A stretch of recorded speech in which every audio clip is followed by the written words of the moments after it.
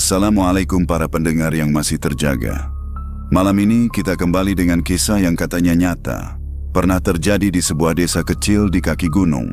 Tempat kabut turun lebih cepat daripada gosip ibu-ibu. Tenang saja, kalau nanti ada suara ayam berkokok tengah malam, itu bukan dari studio, tapi mungkin dari cerita ini sendiri. Desa itu sunyi selepas Isya. Angin menyusup di antara bilah bambu kandang ayam, menabrak dinding tipis hingga berderit pelan. Bau pakan basah bercampur tanah lembab memenuhi udara. Di sudut halaman, lampu bohlam kuning bergoyang pelan. Dan di balik kandang itu, ada perasaan seperti sepasang mata yang tak terlihat sedang mengawasi. Harun, 35 tahun, berdiri memandangi ratusan ayam potong miliknya. Modal usaha itu berasal dari pinjaman koperasi desa. Ia bukan orang kaya, hanya peternak kecil yang menggantungkan harapan pada setiap butir pakan. Ia jujur, tidak pernah mencampur pakan murahan demi keuntungan. Dalam hatinya yang paling sunyi, ia takut gagal. Ia membayangkan istrinya yang sabar dan anaknya yang masih belajar mengeja huruf. Beberapa malam terakhir, ayam-ayamnya mati secara misterius. Ada yang memiliki bekas gigitan kecil, ada yang hilang tanpa jejak, ada pula yang mati tanpa luka sedikit pun. Warga mulai berbisik, mungkin musang, mungkin ular, atau mungkin bukan hewan biasa. Beberapa tetangga menolak membantu jaga malam. Mereka mengingat cerita lama tentang kandang yang pernah diganggu sesuatu tak kasat mata. Harun duduk termenung di depan pagar kawat, hampir menyerah. Bukan hantu yang paling ia takuti, melainkan kegagalan. Tiba-tiba terdengar batuk tua dari belakang kandang. Suara batuk itu tidak keras, tapi cukup membuat bulu kuduk Harun berdiri. Ia menoleh pelan ke arah pohon asam tua di belakang kandang. Kabut tipis menggantung rendah, membungkus batang pohon yang besar dan berlekuk. Di sana, berdiri seorang kakek berjubah putih kusam. Jubahnya tidak kotor, namun tampak terlalu bersih untuk malam yang lembab. Sorot matanya dalam, seperti menyimpan jarak waktu yang panjang. Tanah basah di sekelilingnya tidak menunjukkan jejak kaki yang jelas. Harun menelan ludah. "Siapa, kek?" Kakek itu tidak langsung menjawab. Ia hanya memandangi kandang ayam, lalu berkata dengan suara pelan namun tegas, "Kamu jaga seperti ini, ya ayamnya gampang diganggu." Harun tercekat. Maksudnya, kawat bagian bawah itu ada celah, ventilasi terlalu tinggi, lampu kamu taruh salah arah. Nada suaranya bukan mengancam, justru seperti menegur cucu sendiri. Harun ingin lari, tapi kakinya seperti tertahan. Ia takut pada sosok di depannya, namun lebih takut lagi jika usaha kecilnya hancur.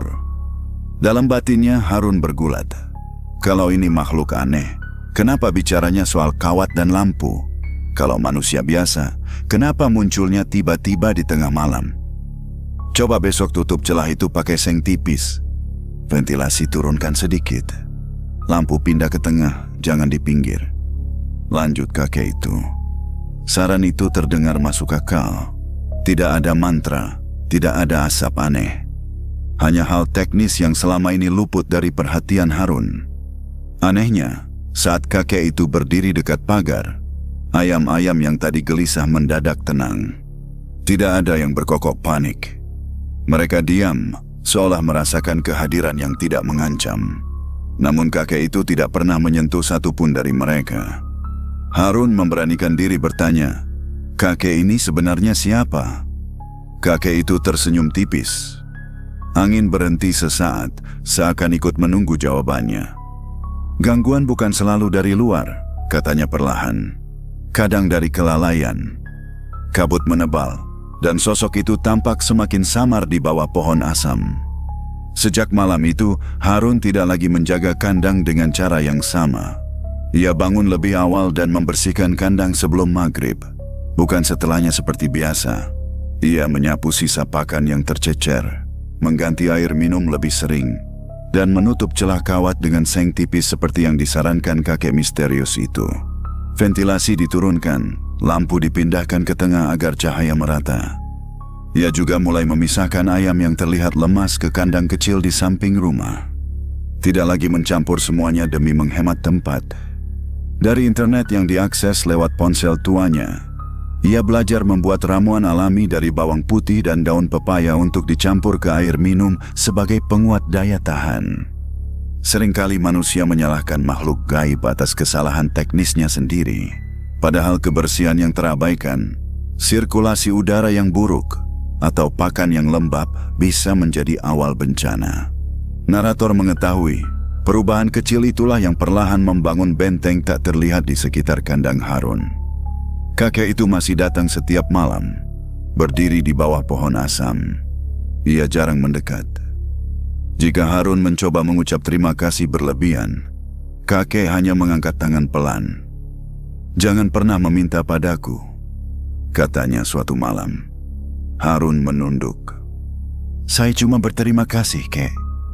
Minta pada Tuhanmu, aku tidak punya kuasa apa-apa." Kalimat itu tertanam dalam hati Harun. Ia mulai menjaga niatnya. Setiap selesai membersihkan kandang, ia berdoa singkat, memohon perlindungan dan keberkahan. Bukan pada sosok di bawah pohon, melainkan pada Tuhan yang selama ini ia sembah. 2 malam berlalu tanpa ada ayam mati. Tidak ada suara gaduh, tidak ada bayangan aneh di atap. Harun masih waspada. Ia tidak mau cepat merasa aman. Setiap derit bambu tetap membuatnya menoleh. Dalam diamnya, ia mengamati kakek itu. Sosok tersebut tidak pernah makan, tidak pernah duduk, hanya berdiri atau kadang berjalan pelan mengitari pagar. Pakaiannya tidak pernah berubah. Wajahnya terlihat tua, namun sorot matanya tajam seperti milik orang yang sangat sadar akan sekelilingnya. Suatu dini hari, sebelum adzan subuh berkumandang dari masjid desa, Harun menoleh ke arah pohon asam. Kakek itu masih ada. Namun ketika suara adzan pertama memecah udara, sosok itu menghilang begitu saja, seperti ditelan kabut pagi. Harun tercekat. Ia mengucek mata, memastikan dirinya tidak salah lihat. Tanah di bawah pohon tetap lembab, tanpa jejak tambahan. Sejak saat itu ia sadar, kakek itu tak pernah terlihat saat adzan subuh berkumandang. Rasa penasaran tumbuh di antara rasa syukur. Siapa sebenarnya penjaga malam itu? Mengapa hanya muncul dalam gelap? Dan mengapa setiap nasihatnya selalu masuk akal? Harun mulai memahami satu hal. Ilmu menjaga amanah tidak selalu diajarkan di buku atau pelatihan mahal. Kadang ia datang melalui teguran sunyi, melalui ketakutan yang memaksa manusia memperbaiki diri. Namun di balik ketenangan 2 malam itu, ada perasaan bahwa ujian belum benar-benar selesai. Malam itu datang tanpa tanda khusus. Tidak ada angin kencang, tidak ada awan gelap yang menggantung berlebihan. Langit hanya tampak lebih pekat dari biasanya, seperti tinta yang tumpah perlahan menelan cahaya bulan. Harun sudah selesai membersihkan kandang sebelum maghrib. Ia memeriksa seng penutup celah, memastikan ventilasi tidak longgar, dan mengganti air minum ayam dengan yang baru. Ia merasa lebih siap dibanding malam-malam sebelumnya. Namun kesiapan tidak selalu berarti ketenangan. Sekitar pukul 11. Suara gaduh tiba-tiba meledak dari dalam kandang. Ayam-ayam berlarian panik. Sayap mereka mengepak keras menghantam kawat. Suara berisik itu seperti gelombang ketakutan yang merambat cepat. Harun tersentak dari kursi kayunya. "Astagfirullah, kenapa lagi ini?" gumamnya sambil berlari mendekat. Lampu bohlam bergoyang liar. Cahayanya bergetar menciptakan bayangan panjang di tanah. Dari sudut matanya, Harun melihat sesuatu melintas cepat di atas atap kandang. Sebuah bayangan hitam, lebih besar dari musang, lebih ringan dari tubuh manusia. Gerakannya tidak wajar. Ia melompat tanpa suara, lalu berhenti sejenak di puncak atap seperti sosok yang menimbang mangsa. Harun membeku. Nafasnya terasa berat. Ia ingin berteriak meminta tolong, tetapi siapa yang akan datang tengah malam begini? Bayangan itu bergerak lagi, mengitari atap. Ayam-ayam semakin panik. Beberapa menabrak pagar hingga bulu mereka berjatuhan. Harun menggenggam senter dan menyinari ke arah atas. Cahaya hanya menembus kosong, namun bayangan tetap terlihat di sudut penglihatannya, seperti kabut pekat yang memiliki niat. Tiba-tiba angin berhenti. Daun pohon asam yang tadi berdesir mendadak diam. Suasana menjadi terlalu sunyi, terlalu hening untuk malam desa. Di bawah pohon asam, kakek itu sudah berdiri. Jubah putihnya tampak lebih jelas dalam cahaya lampu yang bergetar. Wajahnya tidak lagi sekadar tenang, melainkan tegas. Ia melangkah perlahan mendekati kandang, berdiri tepat di depan pagar. "Masuk ke dalam rumah," ucapnya tanpa menoleh pada Harun.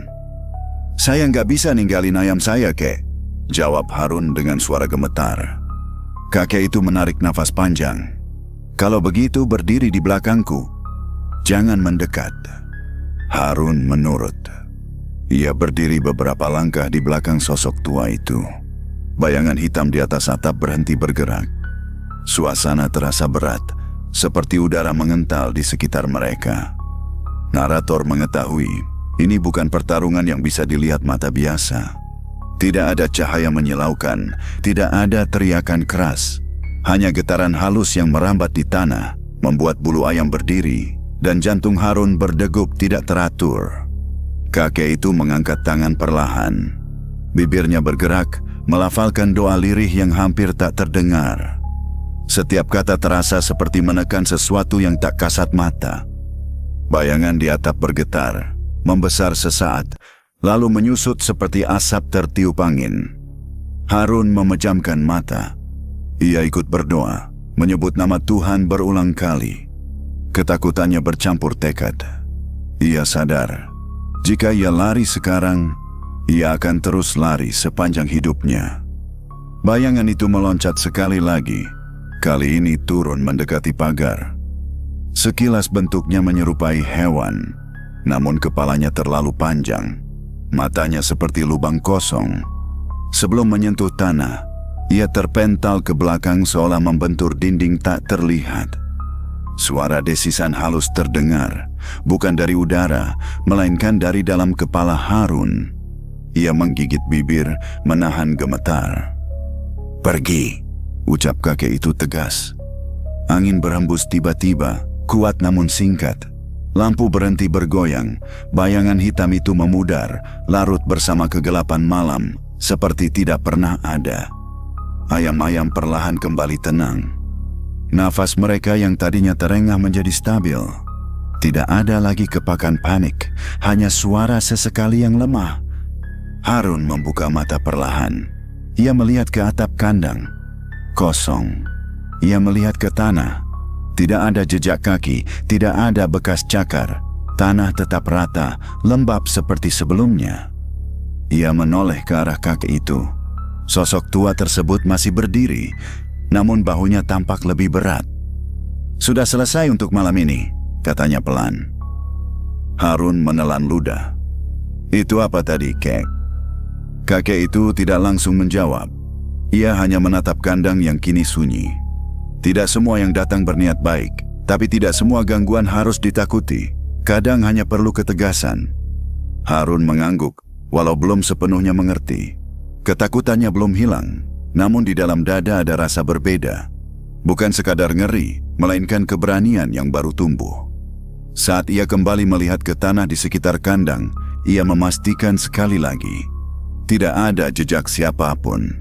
Seolah pertarungan tadi hanya terjadi di lapisan dunia yang tak semua manusia mampu saksikan. Malam itu menjadi malam paling gelap yang pernah ia lewati. Namun juga malam ketika ia belajar bahwa ketakutan bisa dihadapi, bukan hanya dihindari. Malam setelah kejadian itu terasa berbeda. Tidak ada suara gaduh, tidak ada bayangan melintas di atap. Angin berhembus pelan, seolah kelelahan setelah peristiwa semalam. Harun berdiri cukup lama di depan kandang, memandangi ayam-ayamnya yang tenang. Di dalam dadanya, pertanyaan yang ia tahan sejak awal kini mendesak untuk keluar. Kakek itu sudah berdiri di bawah pohon asam seperti biasa. Wajahnya kembali teduh, tidak setegang malam sebelumnya. Namun ada kesan bahwa sesuatu telah berubah, seolah jarak antara mereka tinggal sedikit lagi untuk dibuka. Harun menarik napas panjang dan melangkah mendekat. "Kek, saya mau tanya. Tolong jawab jujur." Kakek itu menatapnya dalam diam. "Tanya saja." "Siapa sebenarnya kakek ini?" Hening menggantung beberapa detik. Suara jangkrik terdengar lebih jelas dari biasanya. Kakek itu tidak langsung menjawab, seakan menimbang kata yang akan ia ucapkan. "Aku bukan manusia seperti kamu," ucapnya akhirnya. Jantung Harun berdegup lebih cepat. "Bukan manusia maksudnya apa, kek?" "Aku jin muslim." Kata itu tidak diucapkan dengan nada menakutkan. Tidak ada kilatan aneh di mata kakek itu. Ia mengatakannya datar, seperti seseorang yang menyebut asal kampungnya. Harun terdiam. Ia ingin mundur, tetapi kakinya tetap di tempat. "Kenapa bantu saya?"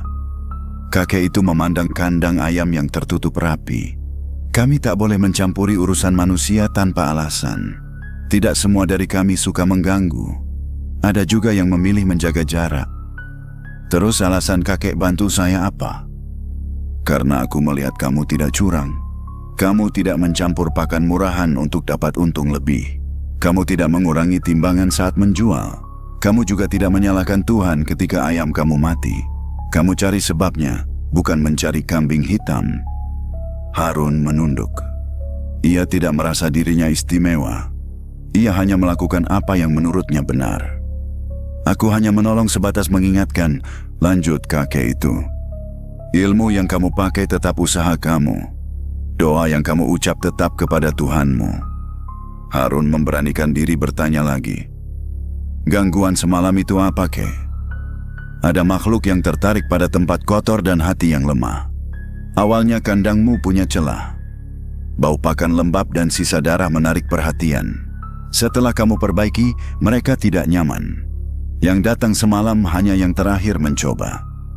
Kenapa sekarang sudah tidak ada?" "Karena batas sudah ditegaskan." Kata-kata itu sederhana, tetapi terasa berat. Harun mengingat kembali malam gelap itu. Tidak ada pedang, tidak ada api, hanya doa dan ketegasan. "Kek, apa saya harus takut sekarang?" tanya Harun pelan. "Takut itu wajar," jawab kakek itu. "Tapi jangan bergantung padaku. Aku bukan penjagamu. Aku hanya lewat." Harun menatap wajah tua itu lebih saksama. "Kalau begitu, kenapa tidak pergi saja dari awal?" "Karena aku ingin kamu belajar. Kalau aku hanya mengusir tanpa kamu tahu sebabnya, kamu akan tetap ceroboh. Kalau aku selalu berdiri di sini, kamu akan bergantung." Kata-kata itu menembus hati Harun. Ia sadar selama beberapa malam terakhir ia mulai merasa lebih tenang, bukan karena usahanya, melainkan karena keberadaan kakek itu. "Apa kakek akan terus datang?" tanyanya dengan suara lebih pelan. Kakek itu tersenyum tipis. "Tugasku hampir selesai." Kalimat itu membuat dada Harun terasa kosong. "Setelah ini kamu sudah tahu apa yang harus dilakukan. Jaga kebersihan, perbaiki yang rusak, jangan curang, dan yang paling penting, jangan pernah meminta padaku. Minta hanya pada Tuhanmu." Harun mengangguk perlahan. "Saya tidak pernah minta yang aneh-aneh, kek. Saya cuma ingin usaha saya jalan." "Itu sudah cukup." Hening kembali menyelimuti mereka. Kali ini bukan hening yang menakutkan, melainkan hening yang penuh makna. Harun merasa seperti seorang murid yang akan ditinggal gurunya setelah pelajaran terakhir. "Kek," panggilnya sekali lagi. "Apa semua jin seperti kakek?" Kakek itu menggeleng pelan. "Seperti manusia, kami juga berbeda-beda. Ada yang baik, ada yang memilih mengganggu. Tapi ingat, jangan jadikan kami sandaran. Manusia diberi akal dan iman untuk berdiri sendiri." Harun merasakan campuran lega dan sedih. Lega karena ia tahu gangguan itu bukan sekadar khayalan. Sedih karena ia tahu kebersamaan mereka tidak akan lama. "Kalau nanti ada apa-apa lagi?" tanya Harun. "Hadapi dengan ilmu dan doa. Jangan langsung menyalahkan yang gaib. Periksa dulu dirimu, periksa dulu usahamu. Angin berhembus pelan, menggoyangkan daun pohon asam. Wajah kakek itu tampak semakin samar diterpa kabut tipis. "Satu lagi," ucap kakek itu. "Jangan ceritakan ini pada siapapun, tidak semua orang siap menerima." Harun mengangguk. Ia paham. Cerita tentang jin penolong bisa membuat orang salah paham, bisa juga membuat orang mencari-cari pertolongan yang tidak semestinya. "Terima kasih, Kek," ucapnya tulus. Kakek itu tidak menjawab. Ia hanya memandang Harun dengan sorot mata yang dalam, seolah memastikan pesan terakhirnya benar-benar dipahami. "Jaga amanahmu," katanya pelan. "Itu yang membuat pertolongan datang." Setelah itu, suasana terasa lebih ringan.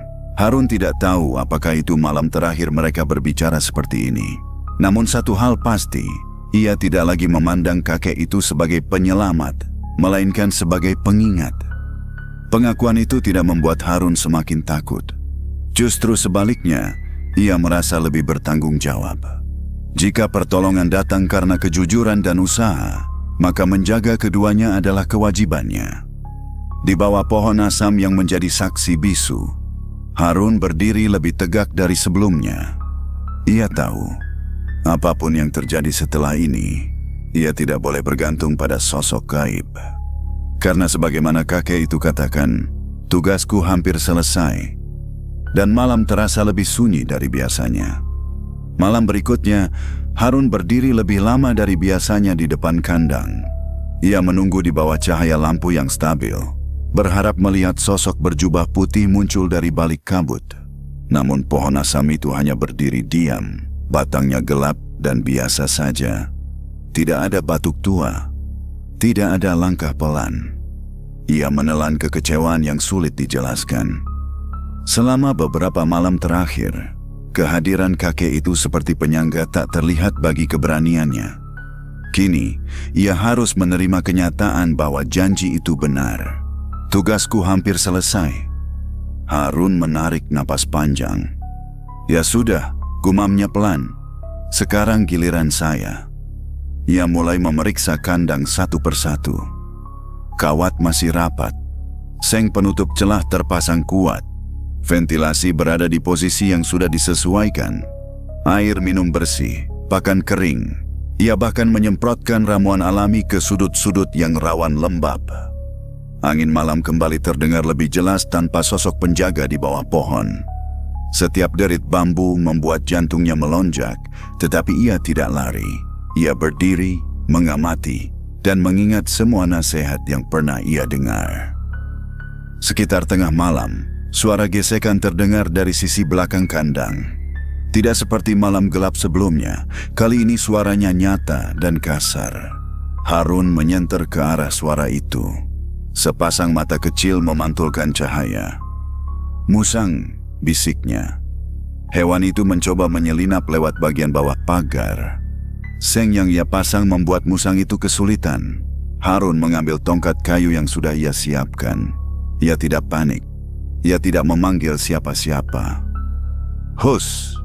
teriaknya sambil mengentakkan tongkat ke tanah. Musang itu terkejut dan mundur. Ia mencoba lagi dari sisi lain, tetapi semua celah sudah tertutup. Harun mengejarnya beberapa langkah hingga hewan itu lari menjauh ke arah sawah. Nafas Harun terengah, tetapi bukan karena takut. Ia merasa adrenalin bercampur rasa bangga kecil.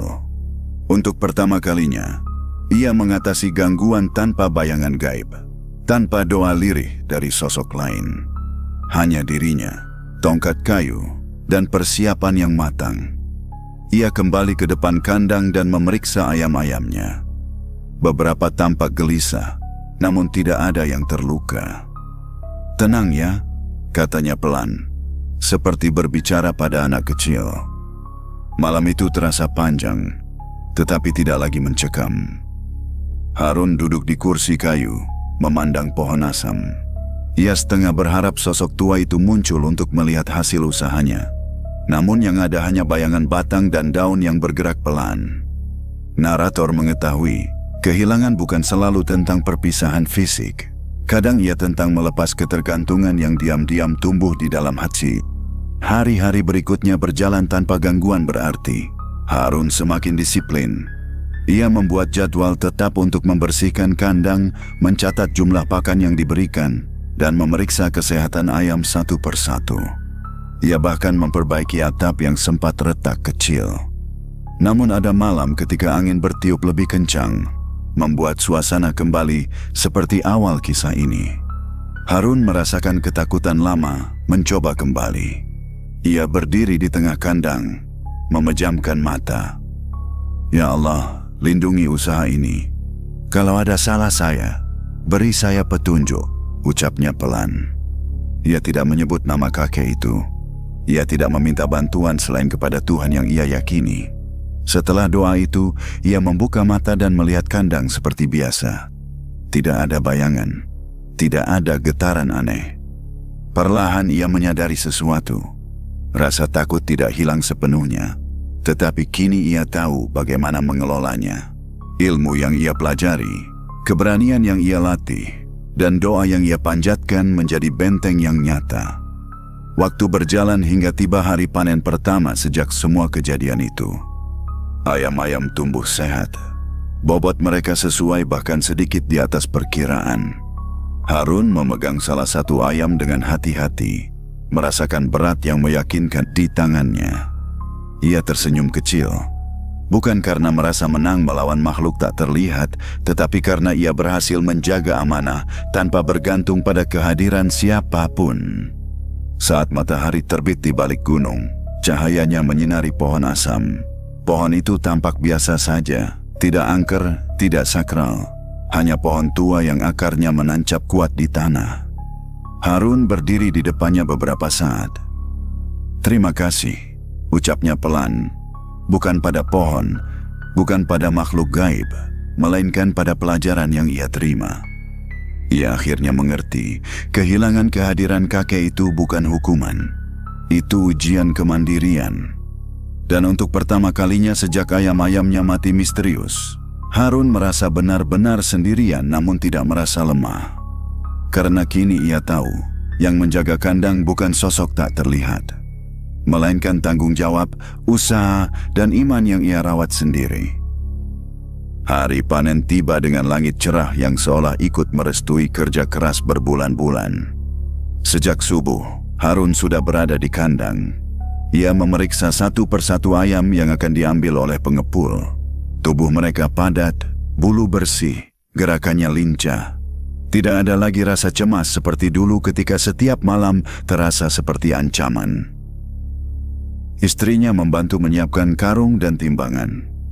"Alhamdulillah, kelihatannya bagus semua," ucapnya pelan. Harun hanya mengangguk, tetapi di dalam hatinya ada getar haru. Ia teringat malam-malam penuh ketakutan, bayangan hitam di atap, dan sosok tua di bawah pohon asam. Semua terasa jauh, seperti mimpi yang perlahan memudar. Truk kecil milik pengepul datang sekitar pukul 8 pagi. 2 orang pekerja turun dan mulai menimbang ayam-ayam itu. Jarum timbangan bergerak stabil di angka yang membuat dahi pengepul terangkat. "Wah, beratnya rata-rata bagus, Ran," katanya sambil tersenyum tipis. "Jarang peternak kecil bisa dapat bobot begini." Harun menjawab sederhana, "Saya cuma jaga kebersihan sama pakan, Pak." Pengepul itu mengangguk, tetapi dalam pandangannya ada hitung-hitungan cepat. Setelah semua ayam ditimbang dan dicatat, ia menyebut total pembayaran. Angkanya cukup untuk menutup cicilan koperasi bulan ini, membeli pakan baru, dan masih menyisakan sedikit untuk kebutuhan rumah. Kabar keberhasilan panen itu cepat menyebar di desa. Beberapa tetangga datang melihat kandang. Mereka heran karena sebelumnya banyak yang mengira usaha Harun akan bangkrut. "Katanya dulu sering mati, Harun?" tanya seorang tetangga. "Iya, dulu," jawab Harun santai. "Sekarang lebih diperhatikan saja." Ada yang kagum, ada pula yang menyimpan iri. Beberapa bahkan berbisik bahwa mungkin Harun memakai cara tertentu yang tidak biasa. Harun hanya tersenyum dan tidak menanggapi. Ia tahu tidak semua orang perlu tahu perjalanan lengkapnya. Beberapa hari setelah panen, seorang tengkulak lain datang menawarkan kerjasama. Penampilannya rapi, bicaranya halus. Ia melihat potensi keuntungan dari hasil ternak Harun. "Saya bisa kasih harga lebih tinggi dari pengepul biasa," katanya sambil duduk di kursi kayu depan rumah. Harun tertarik, tetapi tetap waspada. "Syaratnya apa, Pak?" Tengkulak itu tersenyum tipis. "Gampang saja, nanti timbangannya kita atur sedikit, selisih kecil saja, nggak akan ketahuan, biar sama-sama untung lebih." Kalimat itu terdengar ringan, tetapi bagi Harun terasa berat. Ia terdiam beberapa detik. Angin siang berhembus pelan, membuat daun pohon asam bergerak lembut. Dalam benaknya, terlintas kembali suara kakek itu. "Kamu tidak mengurangi timbangan saat menjual. Kejujuran itu yang membuat pertolongan datang." Harun menatap tengkulak itu. "Maaf, Pak, saya nggak bisa begitu." "Loh, kenapa? Ini biasa saja. Semua orang juga begitu," pujuknya. Harun menggeleng. "Kalau saya mulai curang, saya takut rezeki saya jadi nggak berkah. Lebih baik sedikit, tapi tenang." Wajah tengkulak itu berubah kaku. Ia mencoba membujuk sekali lagi, tetapi Harun tetap pada pendiriannya. Akhirnya lelaki itu pergi dengan senyum tipis yang dipaksakan. Setelah tamu itu pergi, istri Harun bertanya pelan, "Kenapa ditolak? Lumayan loh kalau dapat lebih." Harun menarik napas panjang. "Saya takut kalau sekali mulai, susah berhenti. Kita sudah lihat sendiri, yang penting bukan cuma jumlahnya." Istrinya mengangguk perlahan. Ia mungkin tidak tahu seluruh kisah di balik perubahan suaminya, tetapi ia melihat ketenangan yang berbeda dalam diri Harun. Waktu berjalan. Panen berikutnya juga berhasil. Harun mulai bisa mencicil utang lebih cepat. Ia memperbaiki sebagian rumah yang atapnya bocor. Ia membeli sepatu baru untuk anaknya tanpa perlu berutang. Namun keberhasilan tidak membuatnya sombong. Ia tetap bangun sebelum subuh, tetap membersihkan kandang dengan teliti, tetap mencatat pengeluaran dan pemasukan dengan rapi.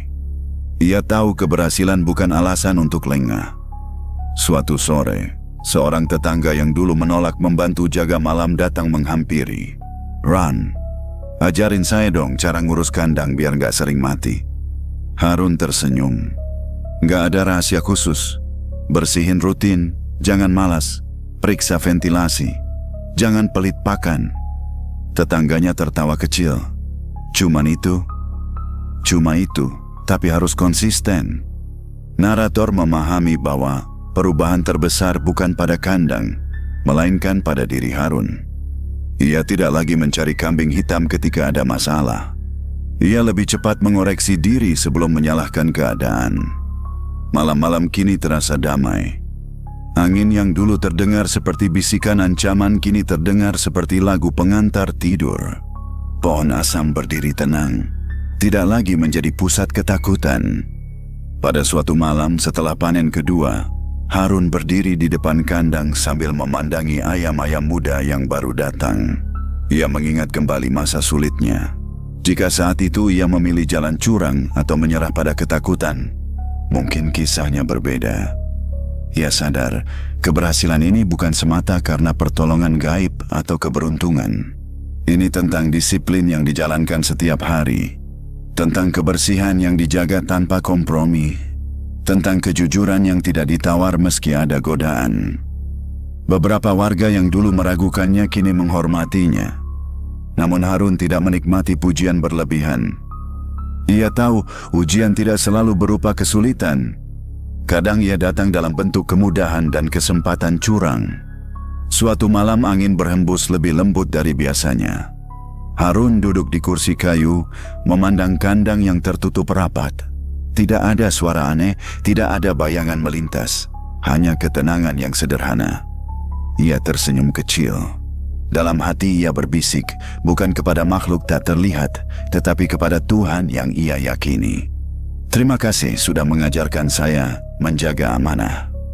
Hasil kejujuran mungkin tidak langsung melimpah. Ia tumbuh perlahan, seperti ayam-ayam yang dirawat sabar hingga siap panen. Ia membutuhkan waktu, kesabaran, dan keberanian menolak jalan pintas. Dan di desa kecil yang dulu dipenuhi bisik-bisik ketakutan, kini nama Harun disebut sebagai contoh peternak yang berhasil tanpa tipu daya. Malam itu, angin terasa berbeda. Bukan lagi membawa kecemasan, melainkan kedamaian yang sulit dijelaskan. Seolah alam pun mengakui bahwa usaha yang dijaga dengan jujur akan menemukan jalannya sendiri menuju keberkahan. Keberhasilan demi keberhasilan tidak membuat Harun banyak bicara. Justru ia semakin pendiam ketika orang-orang mulai bertanya lebih dalam. Beberapa tetangga mendekatinya dengan rasa penasaran yang sulit disembunyikan. "Ran, dulu katanya kandangmu sering diganggu ya? Kok sekarang aman-aman saja?" tanya seorang bapak di warung. Harun tersenyum ringan. "Dulu saya kurang teliti saja. Sekarang lebih rajin bersihin dan periksa." Jawaban itu selalu sama. Ia tidak pernah menambahkan cerita tentang bayangan hitam atau sosok tua di bawah pohon asam. Ia memilih menyimpan semuanya rapat-rapat di dalam hati. Bukan karena ia ingin terlihat hebat, justru karena ia takut orang salah paham. Ia tidak ingin ada yang datang ke kandangnya berharap melihat jin penolong. Ia tidak ingin ada yang mencari pertolongan makhluk selain Tuhan hanya karena mendengar kisahnya. Rahasia itu bukan untuk dibanggakan, melainkan untuk direnungkan. Hari-hari berjalan dengan ritme yang teratur. Harun kini memiliki jadwal tetap. Pagi hari memeriksa pakan dan air minum. Siang hari mencatat pertumbuhan dan membersihkan bagian luar kandang. Sore hari memastikan ventilasi berfungsi dan tidak ada celah baru. Malam hari berdoa sebentar sebelum tidur. Perubahan terbesar ada pada ketenangannya. Dulu setiap suara kecil membuatnya gelisah. Kini ia mampu membedakan mana suara angin biasa, mana gesekan hewan kecil dan mana yang perlu diwaspadai. Ia tidak lagi membayangkan hal-hal yang belum tentu ada. Istrinya beberapa kali memperhatikan perbedaan itu. "Kamu sekarang kelihatan lebih tenang," katanya suatu malam. Harun tersenyum. "Mungkin karena saya sudah belajar jangan panik dulu." Ia tidak menceritakan lebih jauh. Ia tahu tidak semua pengalaman perlu dibagikan. Ada pelajaran yang justru kehilangan maknanya ketika diumbar. Pohon asam di belakang kandang kini tampak biasa saja. Tidak ada aura menakutkan. Anak-anak kecil bahkan sering bermain di dekatnya pada siang hari. Harun memandangnya sesekali, bukan dengan rasa takut, melainkan dengan rasa hormat pada proses yang pernah ia lewati. Narator mengetahui bahwa rahasia yang disimpan dengan niat menjaga kebaikan akan menjadi penjaga batin bagi pemiliknya. Suatu sore, seorang pemuda dari desa sebelah datang meminta saran. "Saya mau mulai ternak ayam, Mas, tapi takut gagal. Katanya usaha begini banyak gangguan." Harun menatap pemuda itu dengan serius. "Gangguan pasti ada. Bisa dari penyakit, bisa dari hewan liar, bisa dari kelalaian sendiri. Yang penting kamu siap belajar dan jangan malas." "Kalau ada yang aneh-aneh?" tanya pemuda itu ragu. Harun terdiam sejenak, lalu menjawab, "Periksa dulu kandangmu. Bersihkan dulu yang bisa dibersihkan. Jangan langsung mikir yang tidak-tidak." Ia merasa itulah inti pelajaran yang ia terima. Sebelum menyalahkan hal gaib, periksa dulu hal yang nyata. Malam-malam damai terus bergulir. Tidak ada lagi penampakan, tidak ada lagi suara batuk tua. Namun setiap kali Harun berdiri di depan kandang sebelum tidur, ia selalu berbisik pelan, "Terima kasih atas pelajaran menjaga amanah." Ucapan itu bukan panggilan, bukan harapan agar sosok itu kembali, melainkan pengingat bahwa ia pernah dibimbing untuk berdiri sendiri. Dalam keheningan itu, ia menyadari bahwa pertolongan terbesar bukan ketika bayangan hitam menghilang. Pertolongan terbesar adalah ketika ia mampu berubah. Ia kini lebih disiplin dalam segala hal, bukan hanya dalam usaha. Ia lebih tepat waktu membayar utang, lebih sabar menghadapi pelanggan, lebih berhati-hati dalam mengambil keputusan. Ia bahkan mulai menyisihkan sebagian keuntungan untuk membantu tetangga yang kesulitan membeli pakan. Suatu hari seorang warga bertanya dengan nada setengah bercanda, "Ran, kamu pakai ilmu apa sih sampai kandangmu aman terus?" Harun tertawa kecil. "Ilmu sapu dan ember, Pak."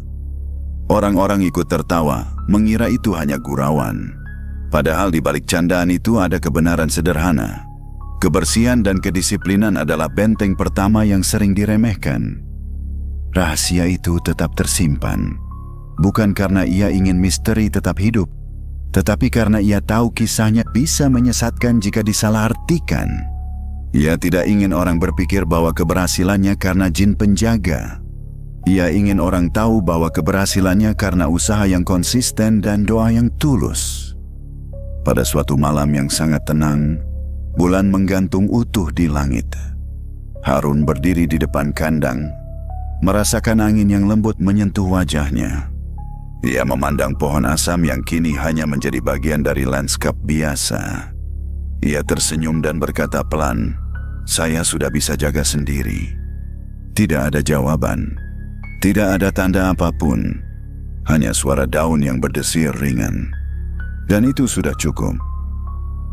Rahasia yang ia simpan bukan beban. Ia menjadi fondasi keyakinan bahwa pertolongan Tuhan bisa datang melalui siapa saja, dalam bentuk apa saja. Tetapi manusia tetap harus berjalan dengan kakinya sendiri. Harun menutup kandang dengan rapat. Ia memastikan kunci terpasang dengan benar. Ia menepuk pelan pagar kawat, seolah menguatkan dirinya sendiri. Di dalam rumah, anaknya tertidur lelap. Istrinya menunggunya dengan secangkir teh hangat. Hidup mereka tidak berubah menjadi mewah. Rumah masih sederhana. Motor masih yang lama. Namun ada ketenangan yang tidak bisa dibeli dengan uang. Dan setiap malam sebelum mematikan lampu, Harun selalu berbisik hal yang sama. "Terima kasih atas pelajaran menjaga amanah." Kata-kata itu meluncur tulus, menyatu dengan udara malam. Karena ia tahu, yang benar-benar menjaga kandang bukanlah sosok tak terlihat di bawah pohon asam, melainkan hati yang terus belajar jujur dan bertanggung jawab. Rahasia itu akan tetap ia simpan, bukan sebagai cerita horor untuk menakut-nakuti, tetapi sebagai kisah tentang bagaimana manusia dibimbing untuk berdiri lebih tegak setelah melewati ketakutan. Dan desa kecil itu pun perlahan melupakan kabar tentang gangguan misterius. Yang tersisa hanyalah kandang ayam yang bersih, usaha yang berjalan stabil, dan seorang lelaki yang setiap malam mengucap syukur dalam sunyi. Malam kembali turun di desa kecil itu, seperti malam-malam pertama ketika kisah ini dimulai. Angin berhembus pelan menyusuri sela-sela bambu kandang. Lampu bohlam kuning menyala stabil, tidak lagi bergoyang gelisah. Dari kejauhan terdengar suara anjing menyalak singkat, lalu hening kembali menguasai. Narator mengetahui, dunia tidak sesederhana yang terlihat oleh mata manusia. Ada lapisan-lapisan yang tidak semua orang mampu pahami. Ada kejadian yang tampak gaib, namun menyimpan pelajaran yang sangat nyata. Harun berdiri di depan kandang dengan sikap yang jauh berbeda dibanding dulu. Ia tidak lagi menatap gelap dengan kecurigaan berlebihan. Ia tidak lagi membayangkan bayangan di setiap sudut. Ia hanya memastikan pintu terkunci, kawat rapat, dan pakan tersimpan baik. Bukan semua yang gaib menyesatkan. Bukan semua yang terlihat adalah solusi. Ada kalanya pertolongan datang dalam bentuk teguran, bukan dalam bentuk keajaiban instan. Ada kalanya yang disebut gangguan hanyalah akibat kelalaian yang dibiarkan terlalu lama. Dari kisah Harun, pelajaran pertama sederhana namun sering diabaikan. Kebersihan adalah benteng pertama. Kandang yang kotor, ventilasi yang salah, celah kecil yang dibiarkan terbuka bisa menjadi undangan bagi masalah.